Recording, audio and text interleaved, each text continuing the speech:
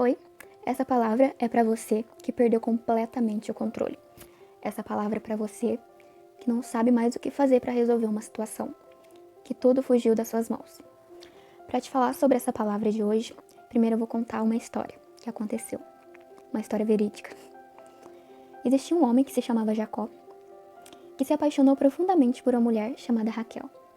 Ele a amava tanto, mas tanto, que ele trabalhou 7 anos por ela. Trabalhou para seu pai, que se chamava Labão.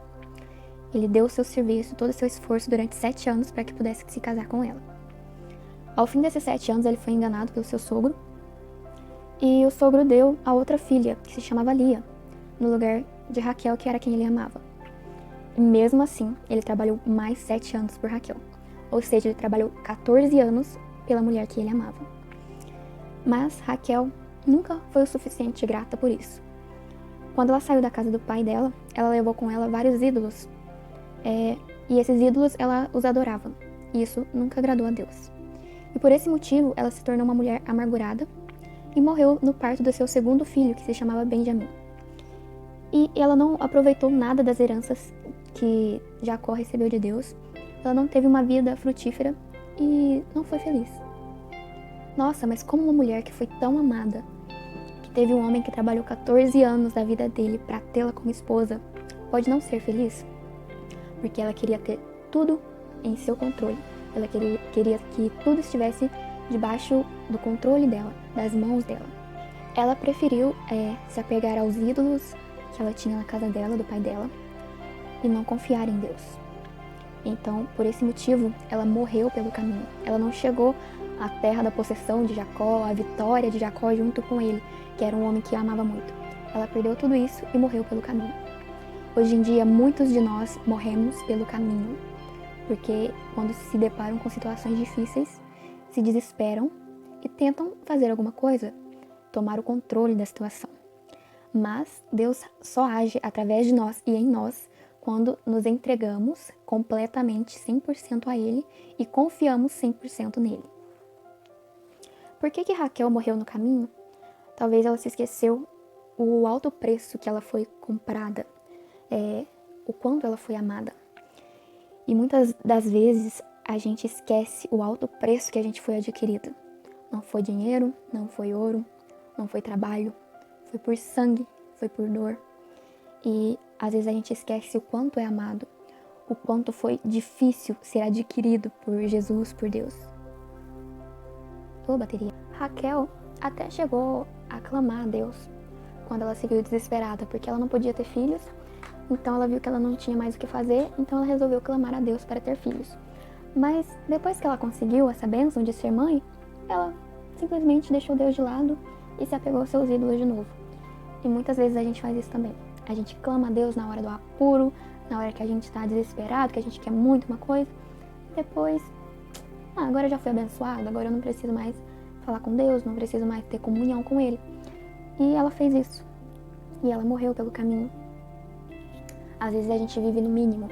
A gente luta por uma pequena bênção, enquanto Deus tem para nós uma bênção muito maior, algo muito melhor, que a gente nem imagina, e a gente fica desesperado, como uma criança dando birra, para ganhar uma pequena bênção. E depois disso, logo se esvai toda essa empolgação, todo esse clamor do nosso coração a Deus. Nós, seres humanos, a gente tenta no último não se entregar. A gente tenta no máximo não depender de ninguém, não depender de Deus. Então a gente luta, sabe? A gente não aceita ser dependente. E por mais que a gente queira confiar em Deus, muitas das vezes a gente carrega os nossos ídolos escondidos, sabe? Para depois, na hora que você se sentir sem o controle, você se apegar àquilo que é palpável para você.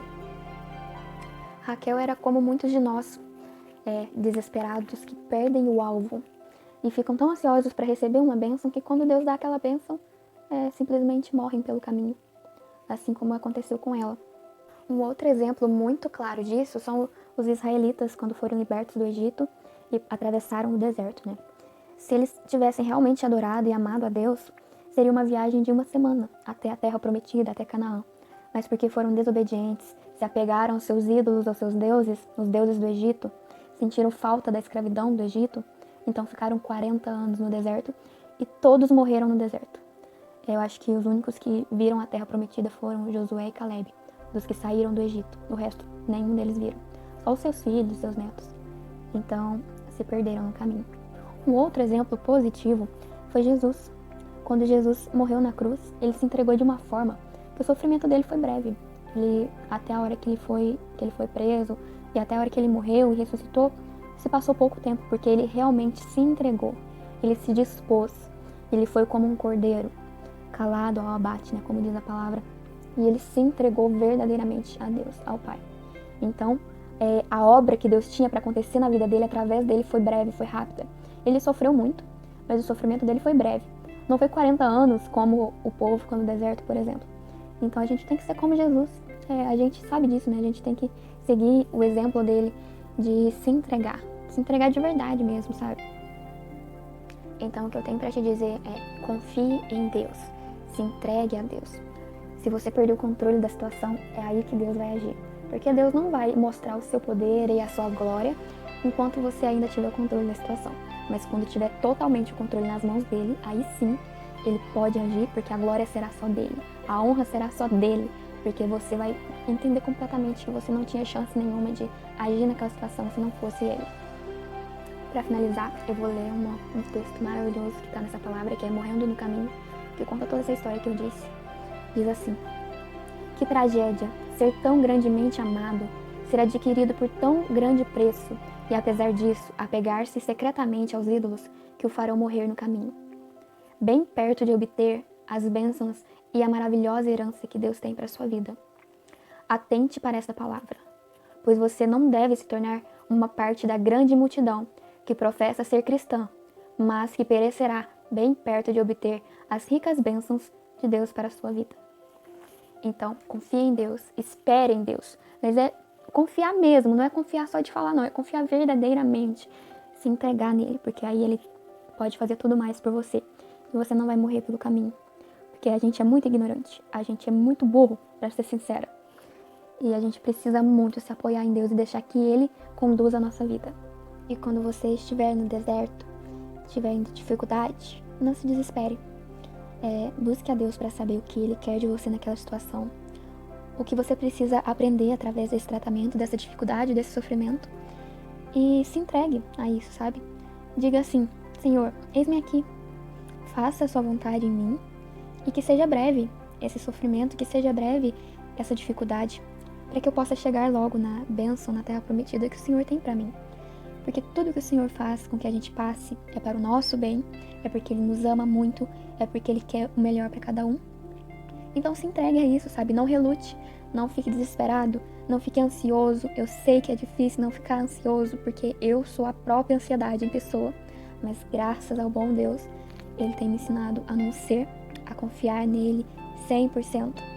Então faça isso, clame a Deus, Ele vai te ouvir, Ele vai te responder, Ele vai te ajudar, porque Ele te ama muito e Ele quer o seu bem. Ele faz com que todas as coisas cooperem para o seu bem. Se você ama Ele mesmo, então fica tranquilo, porque tudo vai ser para o seu bem. Até as coisas difíceis. Então respira, se reorganiza e confia e espera em Deus.